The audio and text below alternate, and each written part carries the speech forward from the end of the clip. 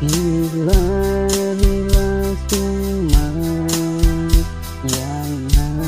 hadir mentah Ilas ngajilatan yang hapol senang Tambang alayaylan yakin kisnay tunay Kung may maintindihan dahil ako'y sayang yakin binayang yang aku lapimbiang Bisa islap yukran tanda marjongan Naay syukong ki Macam haklap ketay Jom ki kumay Lengkor bakapi ba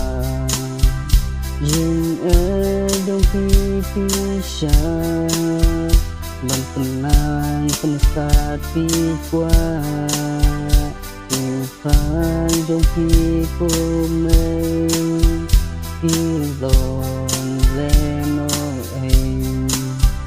Nama ngala pesah Yakin neng jom ki may Kumay maijangan Daeng supayang Yakin dinayangku Yang aku pegang Bisa yuklat yukran Tanah marjongan Naeng supung ki Macam haklap ketay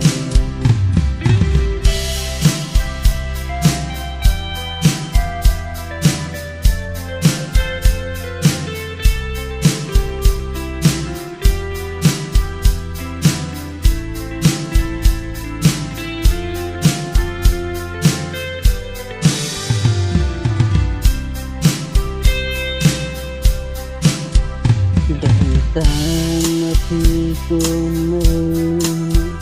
baik tanah pekan Nado madang kuna Hiju hiju ba Yang aju jenjang Apa lesiko Latang hatiku Beriban suma Kumay maijangan Daeng supayang Yakin binayang ki Yang aku lapimbiang Bisa yuklat yukran Tanah marjongan Naay syukong ki Ngacam haklap ketay